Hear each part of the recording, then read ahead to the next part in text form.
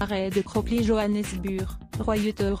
Winnie Madikizela Mandela, ex-épouse de l'ancien président sud-africain Nelson Mandela, est morte à l'âge de 81 ans, a annoncé lundi son entourage.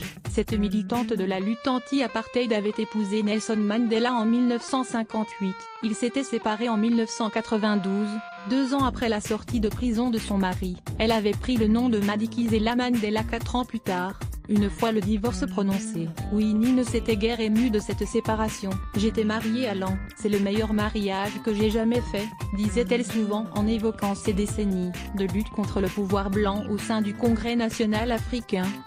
Dans les dernières années de sa vie, l'image de Winnie dans l'opinion publique sud-africaine était de plus en plus éloignée de celle de la militante qui avait accueilli, Nelson Mandela à sa sortie de la prison de Robben Island en 1990 après 27 ans de lutte sans compromission contre le pouvoir blanc. Considérée à la libération de Madiba comme la mère de la Nouvelle-Afrique du Sud, elle avait rapidement vu son aura décliner en raison de son caractère intransigeant et de ses méthodes brutales, rejetant la politique de réconciliation adoptée par Nelson Mandela pour construire un pays stable et multiculturel, la fameuse nation arc-en-ciel.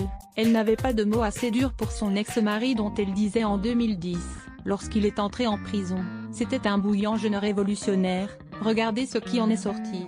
À l'inverse de son mari, Winnie Mandela n'a pas su prendre le virage de la fin de l'apartheid. Empêtrée dans les affaires judiciaires et politiques, critiquée pour son mode de vie jugé extravagant, elle n'a dès lors plus fait la une des journaux que pour de mauvaises raisons. La page de l'oppression par la minorité blanche refermée.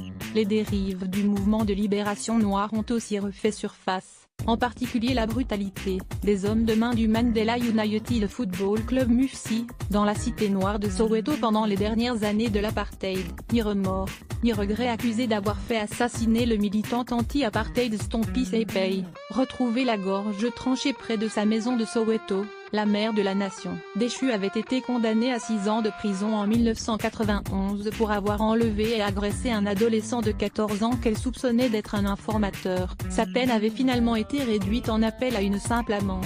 Lors de sa comparution devant la Commission de la vérité et de la réconciliation, CVR, mise en place pour tourner la page de l'apartheid, Winnie Madikizela Mandela n'avait pas exprimé de remords pour les enlèvements et les meurtres commis en son nom. Pressée par le président de la CVR, l'archevêque Desmond Tutu, elle avait seulement concédé que les choses avaient très mal tourné. Elle avait plus tard qualifié le lauréat du prix Nobel de la paix en 1984 de crétin. La CVR l'avait finalement jugé politiquement et moralement responsable des graves violations des droits de l'homme commises par le MUFC. Réagissant lundi à son décès, Monseigneur Desmond Tutu a salué la mémoire d'une combattante, dont la résistance courageuse m'a profondément inspiré, ainsi que des générations de militants. En 1995, 3 ans après leur séparation et 1 an après son élection à la présidence de la République, Nelson Mandela avait dévoilé un autre aspect de la personnalité de son ex-épouse en l'écartant de son gouvernement pour des soupçons de corruption. 8 ans plus tard, elle avait été condamnée à 5 ans de prison pour vol et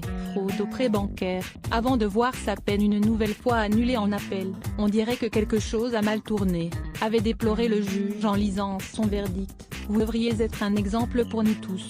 Dans un entretien accordé en 2010 à un journal britannique, Winnie Madikizela Mandela avait donné sa réponse « Je ne regrette rien, je ne regretterai jamais rien. Si c'était à refaire, je referais tout exactement de